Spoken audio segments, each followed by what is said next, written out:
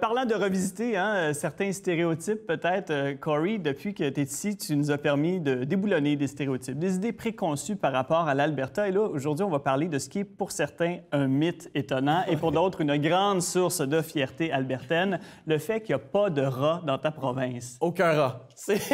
On est sans rats. Et même que si vous nous posez la même question chez nous, on va vous dire qu'on n'est pas juste sans rats, mais on est en fait la seule province ou le seul État au monde qui a réussi à gagner cette guerre contre le rat et complètement éradiquer cet animal.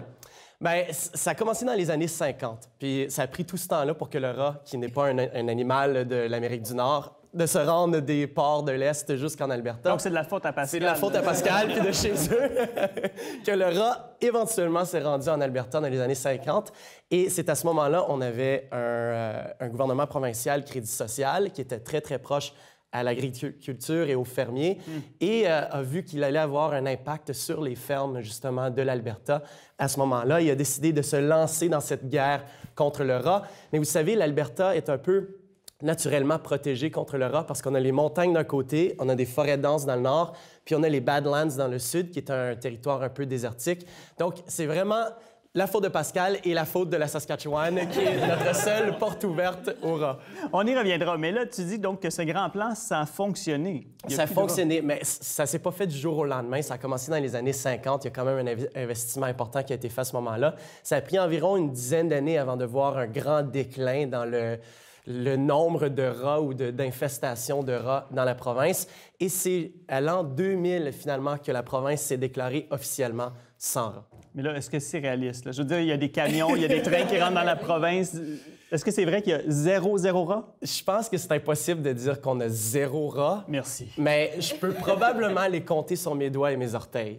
Bon, il n'y a personne, je pense, qui aime vraiment les rats, là, mais quand même, pourquoi une guerre sans merci aussi violente envers les rats en Alberta? Puis ça, c'est peut-être la partie la plus intéressante de ma chronique. Croyez-le ou non, tout ça, c'est pour protéger l'économie albertaine.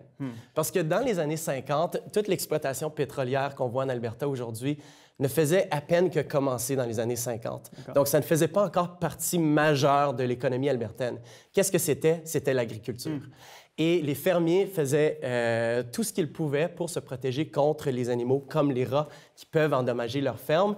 Et c'est à ce moment-là qu'on a décidé d'investir de l'argent pour aider les fermiers à se protéger contre le rat qui peut endommager des édifices, des bâtiments, des récoltes, qui peut propager la maladie. Contaminer les récoltes également. Tout ça, exactement. Mais ça doit être une lutte de tous les jours, je veux dire. On ne peut pas s'asseoir sur ses lauriers. Là. Non, c'est ça. Dans les années 50, on a investi, je vais juste vérifier le chiffre, 152 000 $. Donc aujourd'hui, c'est l'équivalent de 1,3 million de dollars. C'est quand même important dans les années 50 d'investir ce montant-là pour se protéger contre le rat.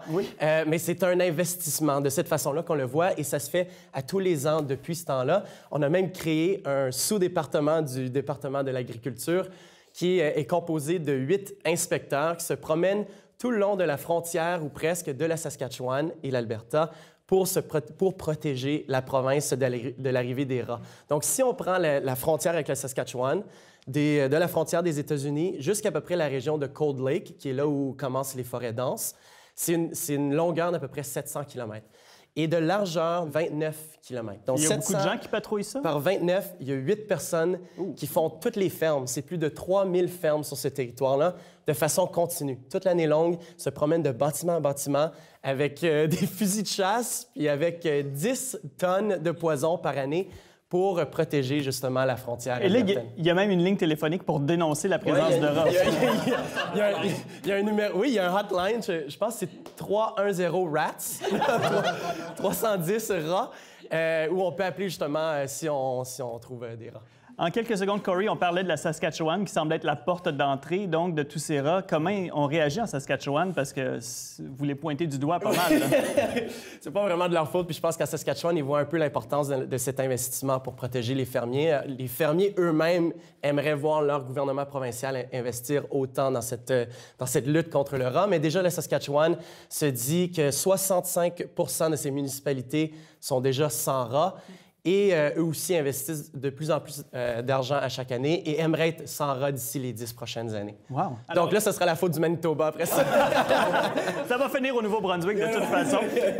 Donc là, Corey, tu jures qu'avant de sortir de l'Alberta, tu n'avais jamais vu de rat. Jamais vu de rat. Je vais vous dire honnêtement, une petite anecdote personnelle. La première fois que j'ai vu un rat, c'était à New York. Ah oui? C'était mon premier voyage à New York.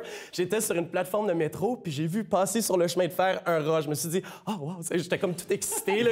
C'est une expérience tellement new-yorkaise, comme aller voir un match des Yankees. J'ai vu un rat dans le métro de New York. Eh bien, merci Corey. Je te souhaite une nouvelle année sans rat pour poursuivre la tradition. Sur ce, si vous avez des trappes à rongeurs à vérifier, c'est le temps. On prend une courte pause et au retour, on parle chimie, sapin et beatbox.